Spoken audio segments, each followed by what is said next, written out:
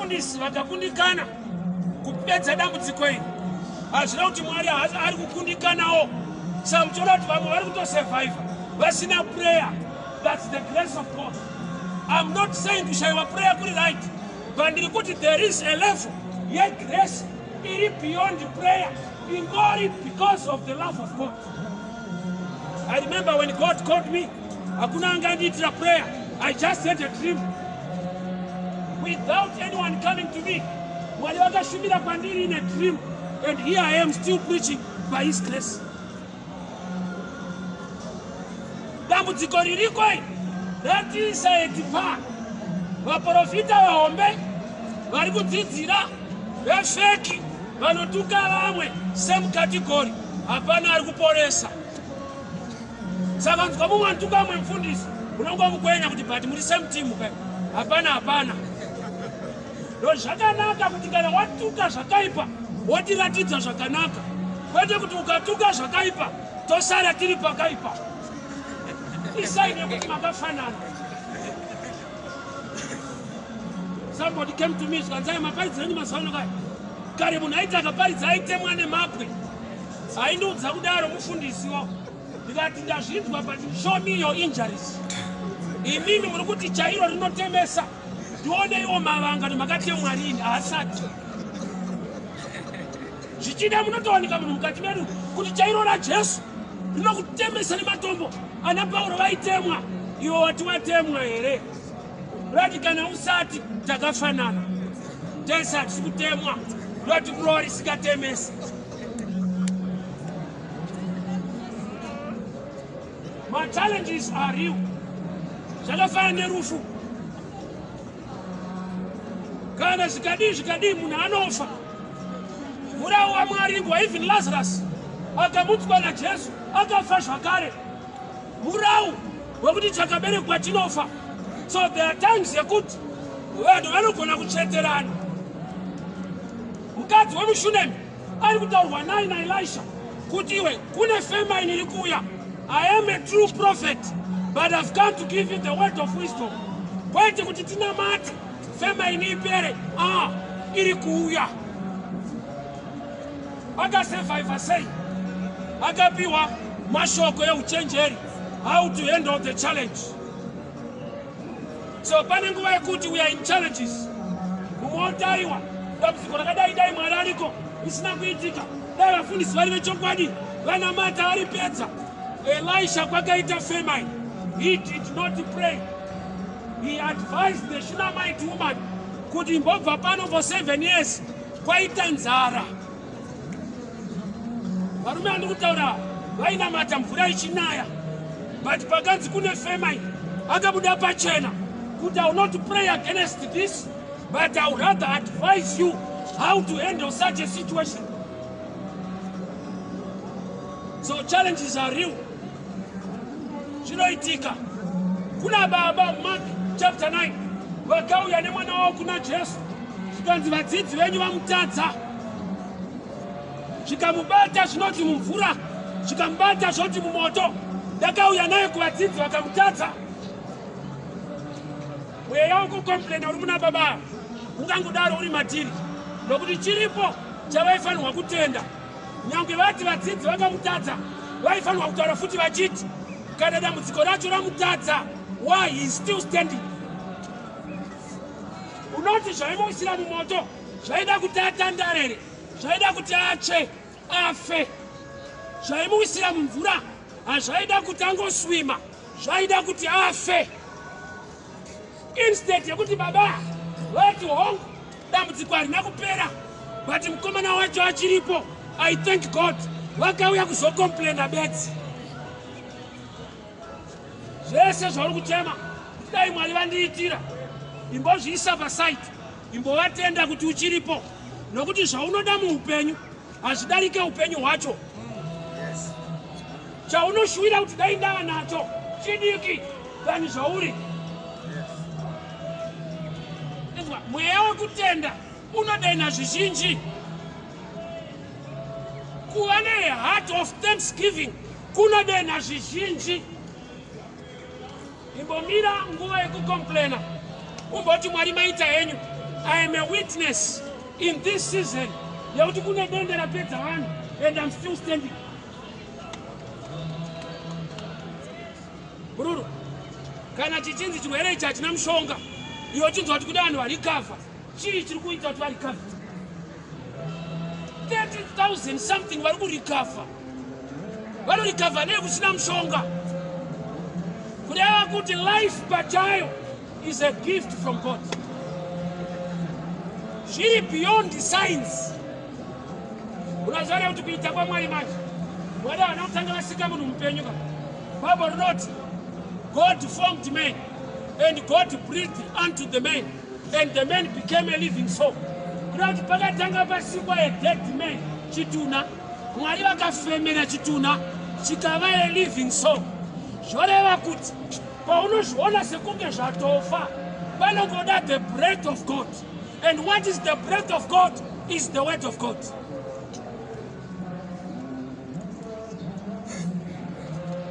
So damtsukurataita now. Kuti our focus, our mind, iri pakungoti. Saka mafundisi acho vazvitadza here, maprofita acho vazvitadza here. Saka vanhu havana mati, saka havana power. Information iyoyo yauri kutsvaga ndeyevana. Handa kuti haitsvagwe, inotsvagwa pandeyevana. Last information yaungatsvake. I'll help you with this illustration. Mumba mukapinda nyoka, chaunofanirwa kutanga kuita kuuraya nyoka. Vanhu kuda kutanga watsvaga kuti yapinda nepapi. Nokuti kana yatopinda, zviri pachena kuti munopindika ende paripo. So kusvika mwena unorumwa uchitsvaga chinhu chausingafanirwa kutanga watsvaga. What am I saying? First things first. Pane information iri kumhanya nevanhu izvezvi yavatadzisa kunamata iri unnecessary. Mapastor acho ndefake izvo vazvitadzai saka vaporese. Vanhu vanopora. Vanhu vari kuraramiswa naMwari. But information yazara muvanhu. Unoziva chechi yasvika pakusekwa. Ende chiri kucontribute kuti chechi isekwe humwe ushumiri. Vamwe vafundisi vari kuisa vamwe vafundisi palimelight kuti vanozviti great men of God azvitadza. Hongu pawatonongedzera mumwe tiri kuona muri tu wavanongedzera newe kuti mazvitadza. John chapter 8. Vakabata vanhu vaita ufeve ndokubva vatakura munhu. Waiona pfungwa yevanhu. It takes two to commit adultery, but vabata vanhu in the act of adultery vakatakura one. Kudati vanhu pese panoitika zvinhu vane mafavorites avo, vane sarudzo dzavo, vane vavanochenesa vachimakisa vamwe. Ndokuti munhu vatakura mukadzi vakaendesa pana Jesu. Jesu instead yekungobata mukadzi uyu akabata vese nevanga vakabata mukadzi pakuti kudii. Akati kana pana asati atadza vatange kukanda dombo. Vanzi ava ndokubva vaisa matombo pasi vakadzokera. Kuda kuti musi uyu kwakabata vanhu 2. Abatwa nevabata. Abatwa uyu abatwa in the act. Vamubata vabatirwa pane zvavakaita kudhara. Jesu ati kana pana asati atadza vatange kukanda. Vakaregedza vakaenda. Kuti paunobata vamwe ndo paunobatwawo. Paunoti maprofita ese ndefake sei vatadza corona unenge matadza mese newe uri original. Ende vefake hatingavablame nokuti wati ndevefake takutonetsana newe original kuti ndawatiregerera. Chakaipa guys. Ndizvo ka. Kana tanongedzera vafundisi vese vaprofita vese kuti vakundikana padenda reCovid, iwewe manje uri correct, ndiwe wakundikana wese. Nokuti vefake hativatarisire kuti vagone. Taitotarisira iwewe simbi yacho, but uri kutisiya tiri pamahwani. Kureva kuti chinhu chichatenzanisa. Saka usavharwe, tsvaka Mwari. Ukada kutsvaga champion kuvanhu, pane anokunda vamwe kwete nekuti anogona, but pane zvaagona kukunda vamwe vakafanana. So munguwa yeCovid, dai wabata vhangeri riri pachena kuti hakuna Superman. We need to seek the grace of God. Maprofita anotukwa neanotuka wacho vane one thing in common. Havasi kuporesa. Saka tonzwa mwachitotuka vamwe unongomukwenya kuti but watiregerera ka. Timi mauri kuti meso evanhu agone kuzaruka. Vanhu vagone kungotsvaka iye kwete vanhu. Vanhu vane zvavanogona vachikundana. Asi anogona pazvese ndiKristu. Ende akafira vanhu kuti vave neupenyu husingaperi ndiJesu. Pita aiti vanhu vakatsika mvuri vaipora. Vanhu vakasvika pakunetsana kuti vamwe vachiti tiri vaPita, vamwe vaApolosi. Pauro auya haana kuti uyu wemvura ari kumbeni. Akati akadeura ropa neupenyu hwenyu ndiani. So the bottom line is all about Jesus. Corona ingaive in eye opener kuti muprofita wefake ndima original pane pavanofanana kana masituations asimuka. But asina kufanana nevese ndiJesu ndiMwari nekuda kwekuti nhamba yevanhu vari kurikafa kusina mushonga isaini yekuti vari kuwanirwa nyasha. Nokuti chirwere chavari kurikafa chauraya vamwe.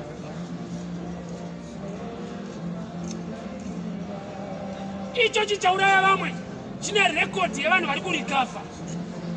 Iko mushonga wacho kusina. That's the grace of God. So wakaipa anozevezera muvanhu. Vanhu vari kudiscussa uipi watowedzera nekuda kwekuti bhawa nyika zviri kuseka chechi. Tafanana vachigone vaitifeka kuti kunopora vanhu. Iyo nyaya iyi vaitadza. The truth of the matter, there are people who are standing today because of the grace of God. Icho chisingarapike, they survived. Iyo yekuti hatina kuzokubata, icho chiriko, ndo iri kumberi manje.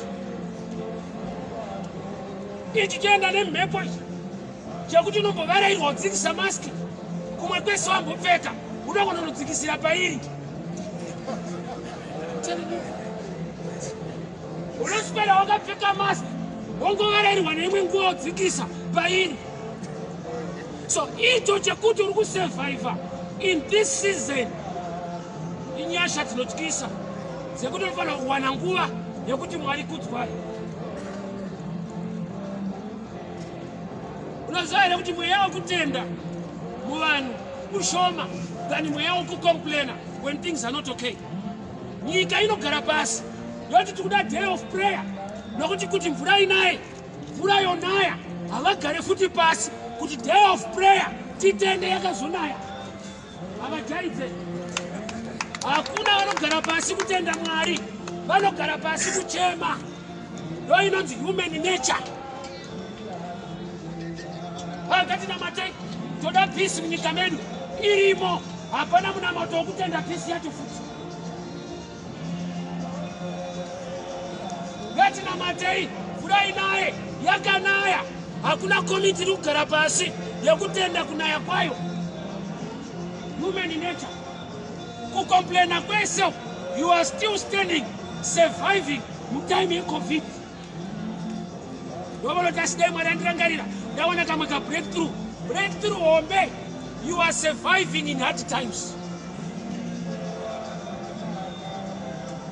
Zvauraya vane mari, iwe une zvikweretu uripo. Uri kutotsvagwa nevanhu vane mari dzavo.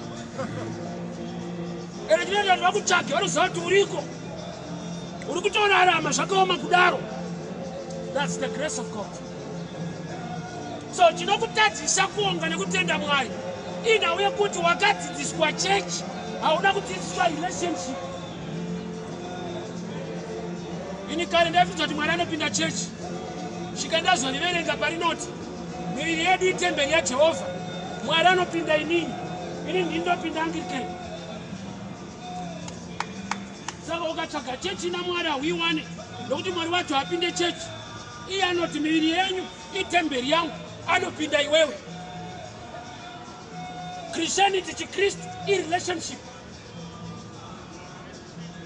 Whether you belong to this denomination or not, or this one, Christ, in relationship, yako na mwari, a personal relationship. Sautana na imwe nguwa. Vanhu vangatofara kutukana munhu apedza kuparidza. Atobva ataura tobata tiri apa. Vanenge vachida kubatawo variko. Hazvina kuipa to belong to a certain denomination. But kupinda church kuri right. Kupindwa nechurch kwakaipa. Because iyo ikakupinda inoisa zvinhu imwe dzidziso mauri yakuti neimwe nguva unotadza kunzwa Mwari vachitaura outside your church nokuti pfungwa dzako dzakatrenwa kuti Mwari anotaura kuchurch. Denga rakavhura 24 hours 24/7. Church inovhura Sunday for few hours. So do you think kuti Mwari anomirira Sunday kuti ataure? No. Mwari vanotaura anyway, anytime. He can use anyone. Even vanhu vasina zvigaro, vanhu vasina kufunda, kana dhongi rakaudza muprofita kuti kumberi hakuna kumira musha. Dhongi, you are more than a donkey. Kana gwenzi raipfuta vakataurwa naMoses, you are more than a bush. But the problem ndeyekuti unenge wakatrenwa mind yako kuti Mwari anotaura kuchechi. Saka ukatumirwa Philip iwe uchibva kuchechi kuJerusalem haapinde mucharioti yako. Thank God Ethiopian eunuch akazwa kuti nyange ndabva kuchechi, but there is somebody asingapinde kwedu who can also teach me the things of the kingdom. Ndo zvakamupa kudzidzisika nekubhabhatidzwa muranda wakandasi. Anga asiri munhu akapindwa nechechi, munhu aitenda kuita kwaMwari kuti kuri beyond denomination. Pane nguva yekuti Mwari vanotendera a situation vachiziva nyasha dzavakaisa mauri already dzekuti ugone kukunda. Mwari anonzi simukai vavengi vaparara, iye anogadzika tafura pamberi pavadzivisi. Kuda kuti there are levels and dimensions dzekuti kune machallenges ekuti haabviswe, but you can pass through them, you can go through them. All a living testimony kuti panguva yeCovid tatiriko yakafana nenguva ya2008 kusina chikafu, mari isingatenge, takaramba tiripo.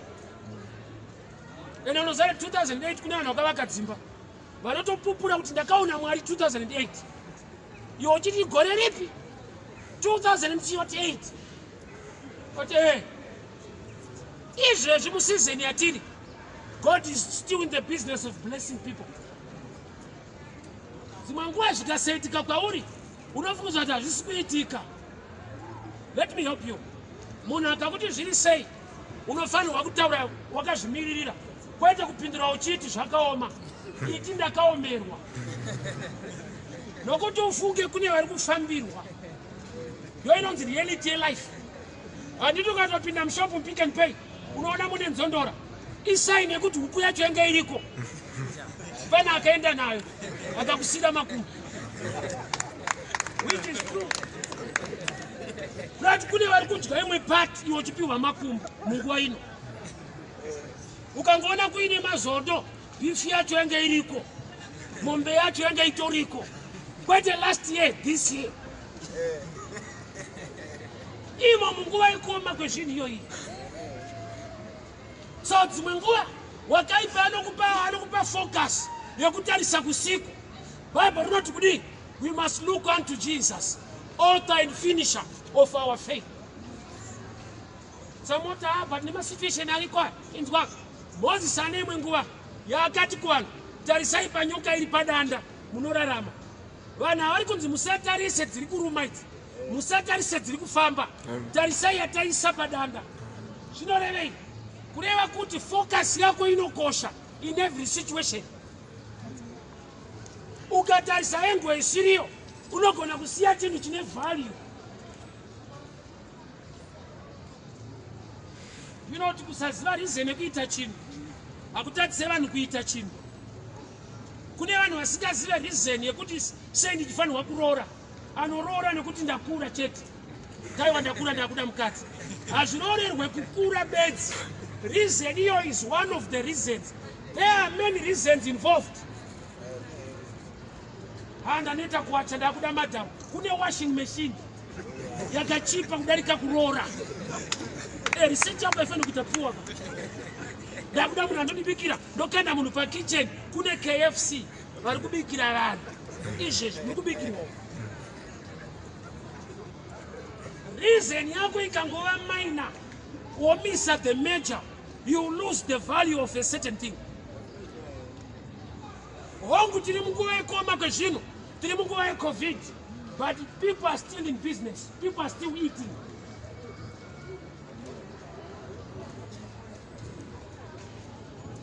economy panyika iri kutorhana izvezvi muCovid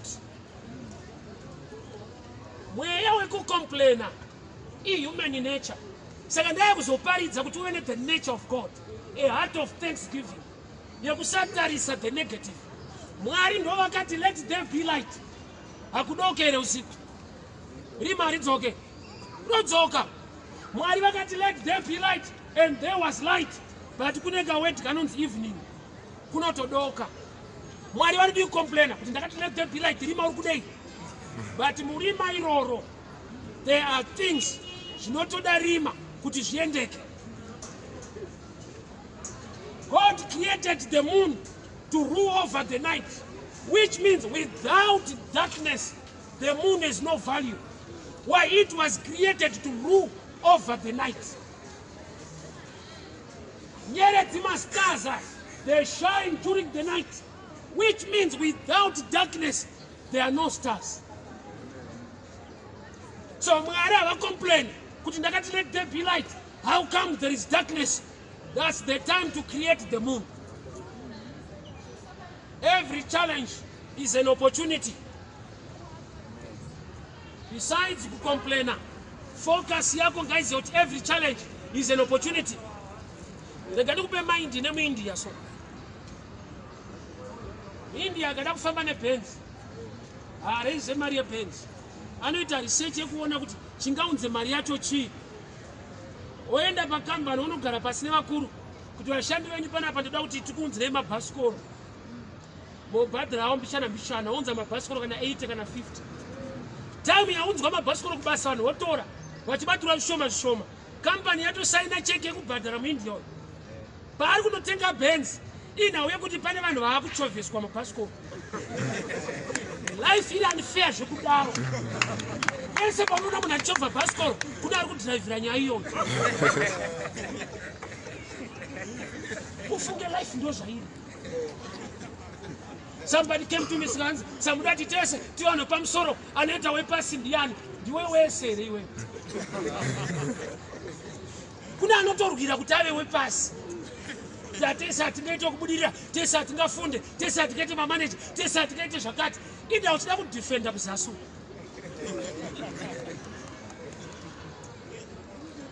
mwavambotaiwa iproblem yafundisa mazwano vada kuparidza prosperity rugare. Ndane 43 years andisanda sangana poverty preacher ameno kana kwenya ari kumfundisa anoparidza nhamo kuti kushupukeko ku no problem ashandi zvakadaro ari kwere mfundisa akadaro hakuna kuda kuti tese tichipikisana nekutukana we want something good but kune vanohwanda kubata mind yevanhu. Let me show you something. Ndakamboenda kubucha ndikasvika mamai vachiti kuna buchamen ndikuda mabhonzo mukwasha ndokubva vapiwa mabhonzo acho vakakomplaina kuti haana nyama ndobva ndakazoziva kuti havasi kuda mabhonzo vari kuda nyama but vari kuitsvagira kubhonzo hakuna asingade rugare asi pane paunonyepera kunga kuti neimwe kona uri kuzvida unazivaira kuti iyo Mwari chaiwo akasika munhu vanoziva kuti munhu anoda zvinhu Mwari chaiwo. Matthew 6:33 but first seek the kingdom of God and his righteousness and all these things shall be added unto you. Things zvinhu hausi mweya. Mwari vanotoziva kuti munoda zvinhu sterect kana wanyepera kunga hauzvide so ivo vakakusika vakakaisa kabureni kekuda unoda zvinhu zvakafanana nemunhu wemurume anoda mukadzi saka tona takaroora haugone kupa jamba ipapo taine name pastor ndabasa nazvo komai mfundisi vari kudei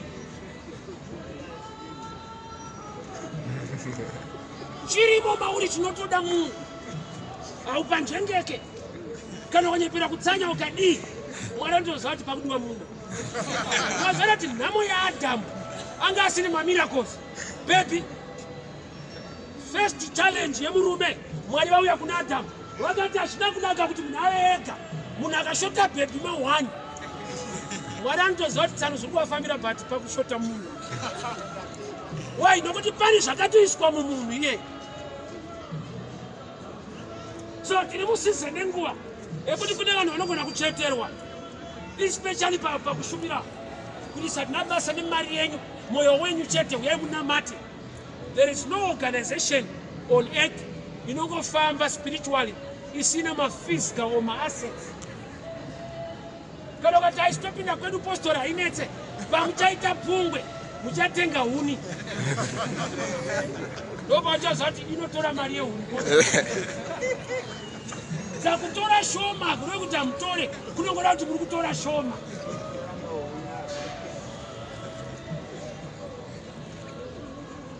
We are living in a time where the greatest enemy yamira pa issue yemari. Munhu akutsvaga chechi isingadii kubvisa mari kwete inomupa kuziva Mwari. Aiwa homwe yake ndio iri kumutsvagisa chechi kuti yakamira sei vanotora matsotsi kai ndane 43 years handisandaona chechi nehelicopter inoendesa mari kudenga. Kana ukapinda ipi naipi inoshanda ipapo. Vanhu vanocheterwa manje haisatanga nebasa nazvo uya chete wamukati vane language yavanoshandisa nokuti vanoziva kuti vakakuchetera nenzira iyoyo saka vanoda a better way. Unoziva chinhu chinonzi mari chine mazita akawanda kuitira kuti hana yemunhu idzikame. Kun'anga anonzi makwati unofunga kuti haisiriyo.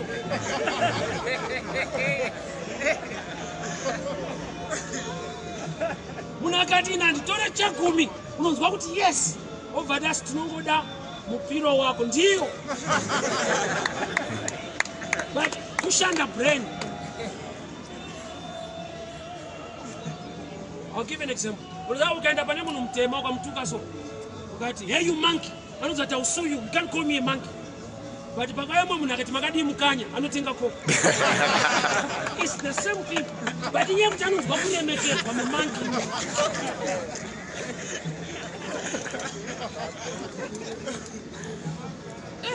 Hakuna munhu angafara ukamuti nguruve yemunhu asi ukati makadii humba anonzwa tiri pano. Ilanguage mazwi ari kutambwa nawo is the same thing.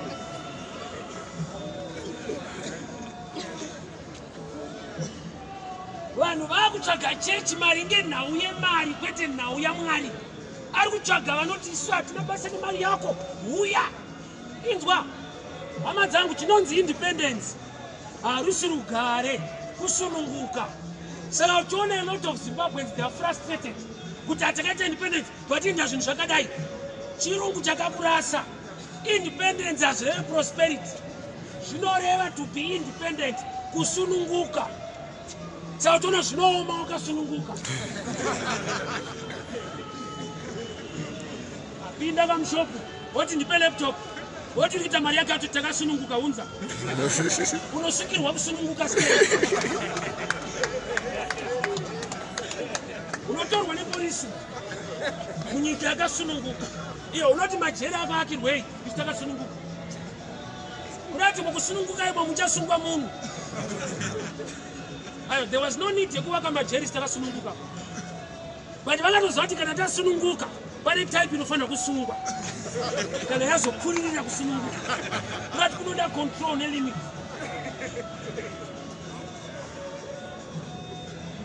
Hama dzangu munguva yatiri kurarama rega kutsvaga mufundisi tsvaka Mwari. Vafundisi vese tafanana ufunge vanotuka vamwe nevanotuka vacho tese hatisi kuporesa. Tiri pama1 tine mamaski tese. Ari kutotuka vamwe vafundisi anodzikisa yake otuka ukeka iye original wacho ari pama1. Sasa isungwe kuti uyu ndiye good pastor, uyu ndiye special one.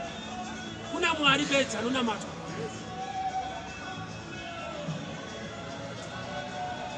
Unazare kuti John the Baptist, he started on a good note. Akaona Jesu achiuya, akati gwayana rashe rinobvisa zvivi, a correct message. Ari mujeri, akatuma vanhu. Endai munomubvunza kuti ndiwe ratimirire vamwe. In the vhangeri rake rachinja. He is in a situation he painful. So kune vhangeri ne situation. Rinofungidzira kuti original. Pani vhangeri rekuti zvakamuomera kana kuti zvakamunakira. Anoona here kuti vamwe vafundisi vaitirwa nyashandzana naMwari. Vakugara kwakadaro daro. Vanogona kutaura riri negative. Kuti tarisa kunogara mufundisi wako. Ungave nembere iye asina imba. That's a lie. Joshua akapinza vanhu Kenani, iye akaberekerwa kuEgypt. Vakadi kutsvaga munhu akabva ikoko akapinza anoziva zvikoko. Vakuru chinonzi grace chiri very stubborn. Mabhonzo aElisha akamutsa chitunha iye ari chitunhawo. Mabhonzo akatadza kumutsa muridzi wawo. Genesis 20, Abrahamu chaiye mukadzi wake atorwa naMabhimeleki. Vakadzi vese vakaita dambudziko vamambo. Mwari akaudza Abhimeleki, muprofita wangu Abrahamu ngaakunamatire kuti vakadzi vako vagone kubata pamiri. Iye Abrahamu wati challenge yake naSara havana mwana. Vati akunamatira vevamwe kuti vaite. Vevamwe ingoleyaka. Fruit of the womb. Receive your child. Fruit of the womb. Wake mukadzi aibata papi nepapi. Hakuna. Inda pari kunamatira zvichiita. He was on assignment. This no assignment.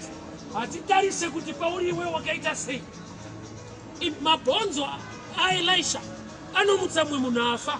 Iye Elisha wacho akatofawo zvikasamuitira. Saka hakuna vhangeri rakadaro kuti kana pata wako asina mota. Yo, how do you believe? Kutaka kunamatira masuwa anovhurika zvako zvinoita. Iye asina. Handikupei dzangu kaini mota. Inda madhara akaenda paNASA. Vanonopiwa mari naTaylor mudiki ane 19 years. Wadi kupopota kuti mari yangu ngaiwani size yako. Haasi kukupai yake, ari kukupai yenyu. Mune zvinhu zvenyu zviri muna Mwari. So Mwari unodisa